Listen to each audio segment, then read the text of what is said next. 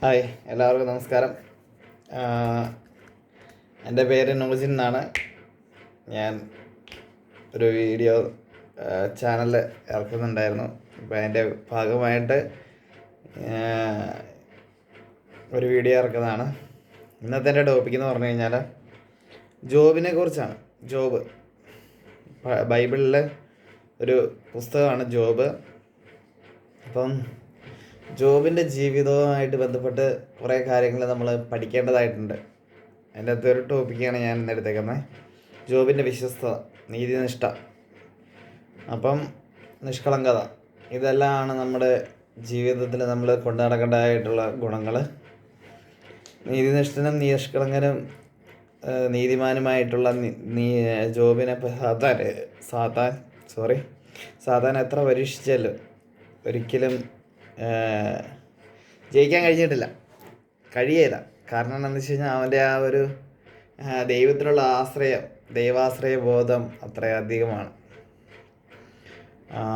അവന് കിട്ടാൻ പോകുന്ന നന്മ എന്ന് പറയുന്നതും അതിശ്രേഷ്ഠമായിരിക്കും. ജോബിൻ്റെ എല്ലാ തകർച്ചയ്ക്ക് ശേഷം പിന്നീട് ദൈവം കൊടുക്കുന്ന നന്മ എന്ന് പറയുന്നത് ഒരാളെ കൊണ്ട് തടയാൻ കഴിയാത്ത അത്രയും നന്മയാണ്. അവൻ്റെ ജീവിതത്തിൽ അവൻ ഇതുവരെ നേടിയതിനേക്കാളും എത്രയോ ഇരട്ടി നന്മയാണ് അവനത് കരസ്ഥമാക്കിയത്. അപ്പോൾ നമ്മൾ നമ്മുടെ ജീവിതത്തിലൂടെ കടന്നു പോകുമ്പോൾ നമ്മൾ പാപങ്ങളൊന്നും ചെയ്യാതിരുന്നപ്പോൾ നമുക്ക് കിട്ടുന്ന തിന്മകൾ, അല്ലെങ്കിൽ നമുക്ക് കിട്ടുന്ന വേദനകൾ, ഇതൊക്കെ നമ്മൾ ഒരു മുതൽക്കൂട്ടാക്കി എടുക്കണം. നമുക്ക് ദൈവം തരുന്നൊരു നന്മയായിട്ട് കാണണം. കാരണം എന്ന് വെച്ച് കഴിഞ്ഞാൽ അത് കഴിയുമ്പോൾ ദൈവം നമുക്ക് വേണ്ടി തരുന്ന നന്മകൾ എന്ന് പറഞ്ഞു കഴിഞ്ഞാൽ നമ്മളെ കണ്ണുകൾ കണ്ടിട്ടില്ലാത്തതും കാതുകൾ കേട്ടിട്ടില്ലാത്തതുമായ നന്മകളായിരിക്കും നമുക്ക് കിട്ടാൻ പോകുന്നത്. സോ എപ്പോഴും ദൈവത്തിലേക്ക് കണ്ണുകൾ വെക്കുക. ദൈവം നമ്മളോട് എന്താണ് പറയുന്നത് നമ്മുടെ മനസ്സിനോട് ചോദിക്കുക. മനസ്സ് നന്മയും നീതിനിഷ്ഠയും നീതിമാനും നിഷ്കളങ്കനുമായിട്ട് നിർത്തുന്നതാണെങ്കിൽ നമ്മുടെ മനസ്സ് പറയുന്ന കാര്യങ്ങൾ എന്ന് പറഞ്ഞാൽ അത് നമ്മുടെ ജീവിതത്തിന് ജീവൻ പകരുന്നതായിരിക്കും. ജീവൻ പകരുന്നതെന്ന് പറഞ്ഞു കഴിഞ്ഞാൽ നിത്യജീവനാണ് ഞാൻ ഉദ്ദേശിച്ചത്. അപ്പം അങ്ങനെ കുറേ കാര്യങ്ങളുണ്ട്. അപ്പോൾ നമ്മുടെ ജീവന് നിത്യജീവൻ നൽകുന്ന കാര്യങ്ങളെ ചെയ്ത് മുന്നോട്ട് പോവുക. തിന്മയിൽ നിന്നൊക്കെ മാക്സിമം ഒഴിഞ്ഞു നിൽക്കാൻ നോക്കുക. ബാക്കി കാര്യങ്ങളൊക്കെ ദൈവം വഴി നടത്തിക്കോളും. നമ്മളതിനെക്കുറിച്ചൊന്നും ഓർത്ത് ആകുലപ്പെടുകയോ വേണ്ട. നമ്മുടെ ജീവിതത്തെക്കുറിച്ച് ഓർത്ത് ആകുലപ്പെടുകയോ വേണ്ട. ബാക്കിയെല്ലാം ദൈവം നമ്മുടെ ജീവിതത്തിലൂടെ കടന്നു പോകുമ്പോൾ നമ്മൾ എന്താണ് ചെയ്യേണ്ടതെന്ന്, എങ്ങനെയാണ് മുന്നോട്ട് പോകേണ്ടതെന്നെല്ലാം ദൈവം വഴിയൊരുക്കി തരും. അപ്പം അതനുസരിച്ച് മുന്നോട്ട് പോവുക. ജോബിൻ്റെ ജീവിതത്തിൽ എന്ന് പറഞ്ഞാൽ ദൈവത്തിൻ്റെ ദാസനാണ് ജോബ്. ദൈവത്തിൻ്റെ ദാസൻ. അപ്പോൾ ദൈവത്തിൻ്റെ ദാസൻ എന്ന് പറഞ്ഞു കഴിഞ്ഞാൽ അത്രയും ശ്രേഷ്ഠമായ ഒരു പദവിയാണ് ദൈവത്തിൻ്റെ ദാസൻ എന്ന് പറയുക. അപ്പം ദാസന്മാരുടെ പൈതൃകവും എൻ്റെ നീതി നടത്തലുമാണിത് എന്ന് ദൈവം പറഞ്ഞിട്ടുണ്ടല്ലോ. അപ്പം കർത്താവിൻ്റെ ദാസരുടെ പൈതൃകം എന്ന് പറയുമ്പം അത് ദൈവത്തിൻ്റെ തന്നെ ഏറ്റവും വലിയ ഒരു നന്മയാണത് കാണിക്കുന്നത്. അപ്പോൾ ദാസരെ അത്രയും ശ്രേഷ്ഠമായി കാണുക എന്ന് പറഞ്ഞാൽ അത് ദൈവത്തെ കൊണ്ട് മാത്രമേ പറ്റുള്ളൂ.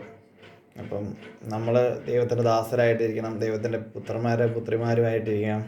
നമ്മുടെ ജീവിതത്തിലൂടെ കടന്നു പോകുമ്പോൾ നമ്മൾ തന്നെ ചിന്തിക്കണം, നമ്മൾക്ക് ഇതിലും നന്നായിട്ട് ഇനി ചെയ്യാൻ കഴിയില്ല എന്നുള്ള രീതിയിലൂടെ കടന്നു പോകുമ്പോഴാണ് നമ്മളിനി അതിനെ മാക്സിമം ചെയ്തിട്ടുണ്ടെന്നുള്ള ഒരു പൂർണ്ണ ബോധ്യത്തിലൂടെ നമ്മൾ കടന്നു പോകുമ്പോഴാണ് നമ്മുടെ ജീവിതം മാക്സിമം കടന്നു പോകുന്നത്. അതായത് നമ്മുടെ മാക്സിമം ചെയ്തു തീർക്കണം. നമ്മളെ കൊണ്ട് പറ്റുന്നതിന് മാക്സിമം ചെയ്തു തീർക്കണം. അതാണ് നമ്മളെ കൊണ്ട് ചെയ്യാൻ പറ്റുന്ന നന്മ എന്ന് പറയുന്നത്. പിന്നെ ബാക്കിയെല്ലാം ദൈവം നോക്കിക്കോളും എന്ന് മാത്രമേ എനിക്ക് പറയാനുള്ളൂ. എല്ലാവർക്കും എൻ്റെ വിനീതമായ നന്ദി. അപ്പോൾ ഒരു വചനം എടുക്കാം അല്ലേ. പ്രത്യാശയിൽ സന്തോഷിക്കുവാൻ, ക്ലേശങ്ങളിൽ സഹനശീലരായിരിക്കുവാൻ, പ്രാർത്ഥനയിൽ സ്ഥിരതയുള്ളവരായിരിക്കും. ഇതാണ് ജോബിൻ്റെ ജീവിതത്തിൽ നിന്ന് നമുക്ക് പഠിക്കാനുള്ളത്. പ്രത്യാശയിൽ സന്തോഷിക്കുവിൻ. നമുക്കൊരു പ്രത്യാശ ഉണ്ടായിരിക്കണം എപ്പോഴും. ക്ലേശങ്ങളിൽ സഹനശീലരായിരിക്കുവിൻ. ക്ലേശങ്ങളുണ്ടാകുമ്പോൾ നമ്മൾ സഹനശീലരായിരിക്കണം. നമ്മുടെ ജീവിതം കടന്നു പോകുമ്പോൾ പ്രാർത്ഥനയിൽ സ്ഥിരതയുള്ളവരായിരിക്കും. ദൈവത്തോട് എപ്പോഴും നമ്മുടെ ഒരു പ്രാർത്ഥന എന്ന് പറഞ്ഞാൽ റോമ 12:12 കേട്ടോ. അപ്പം പ്രാർത്ഥന എന്ന് പറയുമ്പോൾ ദൈവത്തോടുള്ള സംസാരമായിട്ട് വരുമല്ലോ. നമ്മൾ ഈ കാണുന്ന ബൈബിൾ പ്രാർത്ഥന കാര്യങ്ങൾ, എഴുതി വച്ചേക്കുന്ന കാര്യങ്ങൾ നമ്മൾ മനഃപൂർവ്വം അത് നോക്കി ചെല്ലുന്നത് മാത്രമല്ല പ്രാർത്ഥന. നമ്മുടെ മനസ്സിൽ തോന്നുന്ന കാര്യങ്ങൾ നമ്മൾ ദൈവത്തോട് സംസാരിക്കുന്നതിനെയാണ് നമ്മൾ പ്രാർത്ഥന എന്ന് പറയുന്നത്. നിഷ്കളങ്കമായ മനസ്സോടെ നമ്മൾ എന്ത് പ്രാർത്ഥിച്ചാലും ദൈവം അത് കേൾക്കാതിരിക്കില്ല. അതിനുള്ള മറുപടി അപ്പം ചിലപ്പോൾ തരും, അല്ലെങ്കിൽ പിന്നീട് നമുക്ക് മറുപടി തരുന്നതായിരിക്കും. ഓരോ കാര്യങ്ങൾ നമ്മൾ ചില കാര്യങ്ങൾ നമ്മൾ പ്രാർത്ഥിക്കുമ്പോൾ നമുക്ക് അന്നേരം മറുപടി കിട്ടും, ചില കാര്യങ്ങൾ അന്നേരം മറുപടി കിട്ടിയാല. പിന്നീട് നമ്മൾ ജീവിതപാതയിലൂടെ കടന്നു പോകുമ്പോൾ പിന്നീടായിരിക്കും നമുക്കത് മനസ്സിലാകുന്നത്, ദൈവം മറുപടി തന്നില്ലല്ലോ എന്നോർക്കുമ്പോൾ. അത് കഴിഞ്ഞ് പിന്നെ കുറച്ചുകൂടെ കഴിയുമ്പോഴത്തേക്കും ദൈവം നമുക്ക് മറുപടി നമ്മുടെ ജീവിതത്തിൽ കടന്നു തരുമ്പോൾ മറുപടി തരുന്നതായിരിക്കും. എന്തായാലും ദൈവത്തിനോട് പ്രാർത്ഥിച്ചിട്ട് ഒരാളും ഭക്താസ്ഥരായിട്ടില്ല. കാരണം ദൈവം നന്മയാകുന്നു. നന്മയിലൂടെ കടന്നു പോകുന്ന ഒരാളും ജീവിതപാതയിലൂടെ കടന്നു പോകുമ്പോൾ ഒരിക്കലും സഹനത്തിലൂടെ കടന്നു പോയാലും അയാൾ ഒരിക്കലും നാശത്തിലേക്ക് പോകത്തില്ല. നാശം പൈശാചികമാണ്. പൈശാചികമായ യാത്രയിലൂടെ കടന്നു പോകുന്ന ഒരാളെ നാശത്തിലേക്ക് കടന്നു പോകത്തുള്ളൂ. അപ്പം അങ്ങനെയൊക്കെയാണ് കാര്യങ്ങൾ. അപ്പം എല്ലാവർക്കും എൻ്റെ നന്ദി.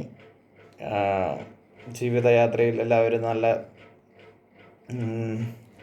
നല്ല ജീവിതം നയിക്കട്ടെ എന്ന് ഞാൻ പ്രാർത്ഥിക്കുന്നു. എല്ലാവർക്കും വേണ്ടി നല്ലൊരു ജീവിത രീതി ഞാൻ നിങ്ങൾക്ക് ആശംസിക്കുന്നു. എല്ലാവരോടും എൻ്റെ നന്ദി, നമസ്കാരം. Thank you.